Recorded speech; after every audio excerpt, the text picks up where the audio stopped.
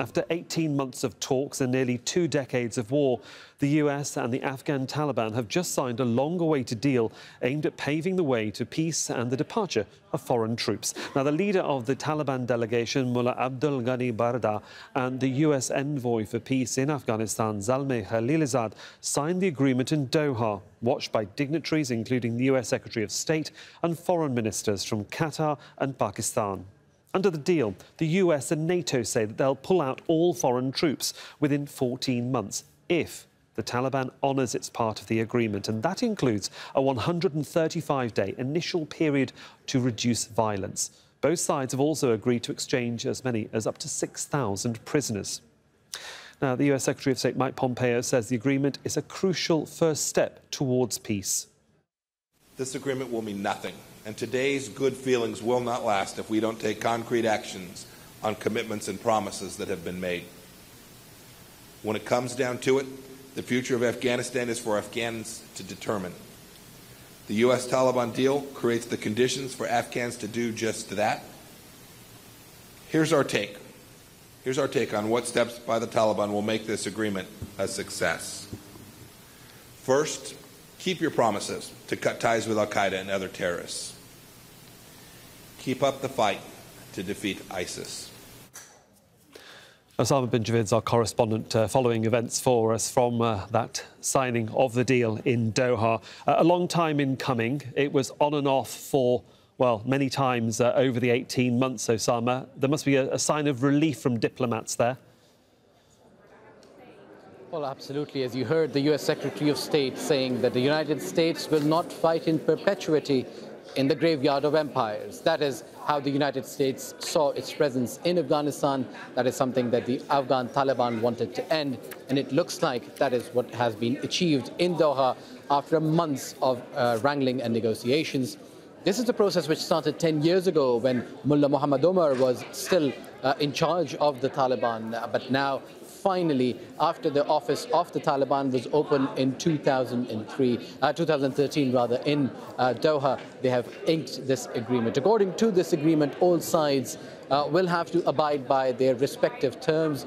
The United States will gradually withdraw its troops. You see the 7-day reduction in violence expanded to 135 days, and then a gradual withdrawal within 14 months of all American and foreign troops. They will be initially leaving 5 bases as well. The Afghan government is going to push the United Nations to remove members of the Taliban from the sanctions list. The Afghan Taliban is going to not just reduce violence, but it is going to continue its fight against ISIL and make sure that its soil is never used again by al-Qaeda. So there's a lot at stake, but again, a first step towards lasting peace in Afghanistan has been taken. You heard from the Qatari foreign minister as well that the state of Qatar has played an important role at a time when people had forgotten that there is still a chance for peace in Afghanistan, and it took up the mantle and has been facilitating that process. You also heard from the Pakistani foreign minister earlier saying that Pakistan remains committed, welcomes a prosperous and peaceful Afghanistan for its neighbors as well. And on that note of whether Pakistan's dealings with the Taliban are going to be monitored by the United States, he told us that Pakistan has nothing to hide and Pakistan will be making sure that all its dealings are in the open. So it is a historic and momentous occasion, but like you said, the proof is going to be in the pudding. The coming days and months are going to decide whether peace in Afghanistan is going to move from a signed document to reality on the ground. And there are many, you might say, roadblocks in the way as well, Osama, because, for example, we have a fractious government in Kabul at the moment. They've just gone through a presidential election. They still can't decide on who will be the president as such. Then we have, obviously, groups like ISIL and al-Qaeda still operating in Afghanistan.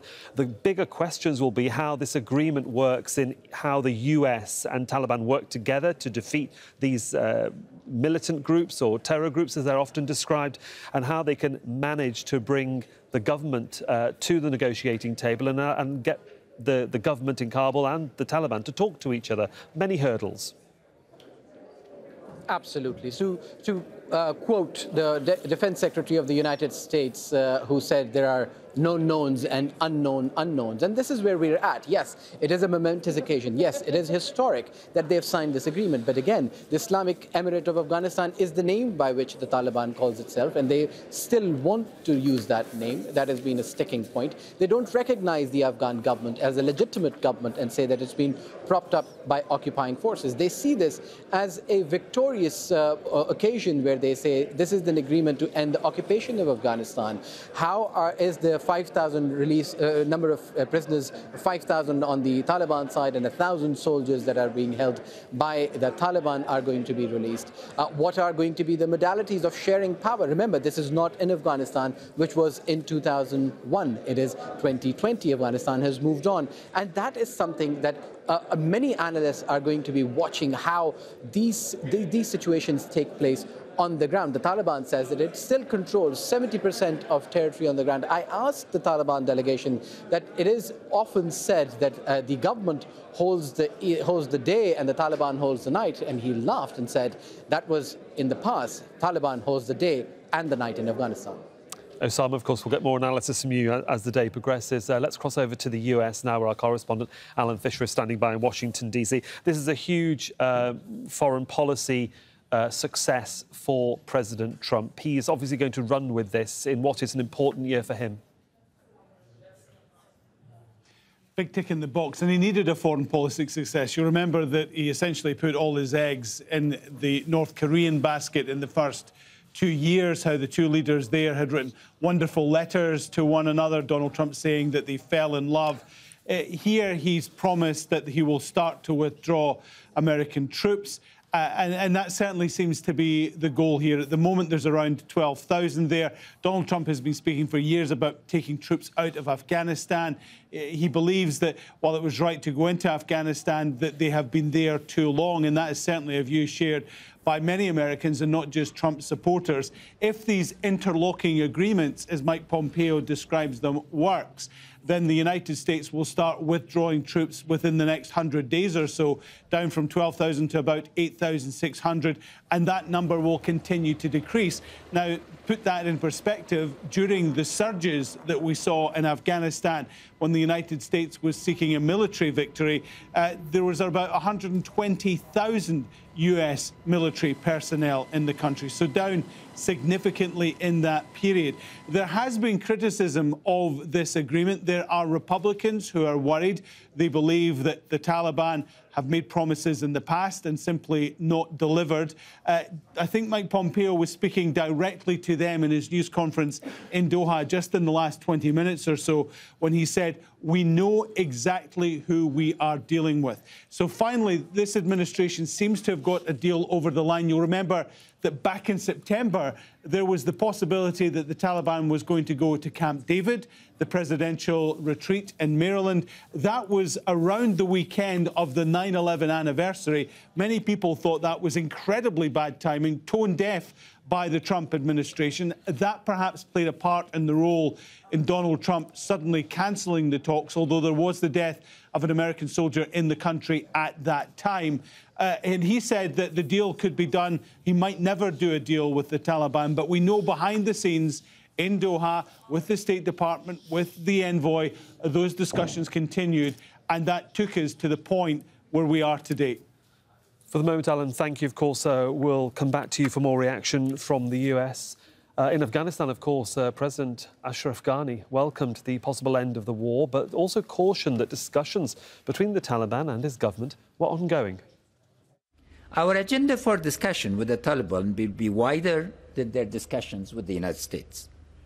They should be ready to discuss their relationship with the state and non-state sponsors, a verifiable system for cutting off their ties with all transnational terrorist groups, their dependence and involvement with narcotics and other transnational criminal organizations positively. Marwan Bishara is our senior political analyst here at Al Jazeera. Marwan, we've been speaking for the last couple of hours about what's just gone on here in Doha. Yet in Afghanistan, words of caution, real angst amongst the public? Because at the end of the day, it's their lives that have been in turmoil right at the grassroots, at the coalface, so to speak, for the last 4 decades. And they haven't got the institutions, they haven't got the real politicians that they can have belief in, that can move this forward. So is it no wonder that everybody's asking, will this work? It's the first step in 1,000 miles, as it were. You know, it's very similar to Iraq, but lacks a lot of the institutions that Iraq had had for long. And Afghanistan has been going through this for 40 years. Since the Soviet invasion in 1979 until today, Afghanistan has been in a state of war. Now, regardless how you point the finger at whom, whether it is Washington's fault, Al-Qaeda's fault, Moscow's fault, Pakistan's fault, Taliban, or whoever, Afghanistan has suffered for 40 years. And while Mike Pompeo speaks of 9 million students going to school in Afghanistan, and that is a good thing, comparison to 2001, but 2001 was also after 2 decades of war. So, yes, there are some tangible achievements within Kabul and within the centers of population. But the rest of Afghanistan is divided among warlords and the Taliban today. So it's very hard to see how this country is going to be able to pull together. First of all, it needs healing, reconciliation. Then it needs to be building. Building, not just state building. It actually now, at this point in time, probably needs some nation building as well. Because the national fabric has been torn apart so much over the last 40 years that to bring back trust among, say, the Taliban and the Kabul government, it's going to take a long while. And between some of the liberal, open-minded elites, or not so much elites, just women and men in Kabul who want full equality, who want social justice, and the Taliban that is insisting on some radical, fanatic interpretation of Islam, that's going to take time. So on all levels, on the social, on the religious, on the economic, on the nation building, on the state building, there's going to be a lot of work. So let's just focus on one aspect of that. And at the moment, we have a government in Kabul, you might say in crisis. We have the president and the CEO not speaking to each other after yet another election, and nobody really understanding who's going to lead the negotiations if they ever do get to the table with the Taliban, because that's what the US and other stakeholders would like to see as the next move within this next 135 days. My sense is that today's ceremony in Kabul, and I could be wrong, that the United States is interested to make sure Ashraf Ghani remains at the forefront of this endeavor, if you will. And his release of his own peace plan back in October underlines this idea that he's in sync with Washington over what's next for Afghanistan. Because while this thing is going to be going on, the United States is going to remain involved the next 14 months. And I think the United States will have a say over who's who in Kabul and who will be sitting with the Taliban, because they made that contingent over their withdrawal from Afghanistan. But really, it's going to be important for Afghanis now to step up, because the United States, for all practical purpose, whether it's the public or Washington, they have checked out. In fact, they probably have concluded some 10 years ago, after the killing of Osama Bin Laden, that it was time for them to leave. And why haven't they left? Well, it's politics and the usual pride and prejudice, right? But now leaving they are. And hence, in Kabul, as well as the Taliban, they need to pick up the pieces, come together, because there's going to be no one else other than them that will be able to take Afghanistan to the next step towards some sort of national reconciliation. We shall see what happens. For the moment, Marwan, thank you.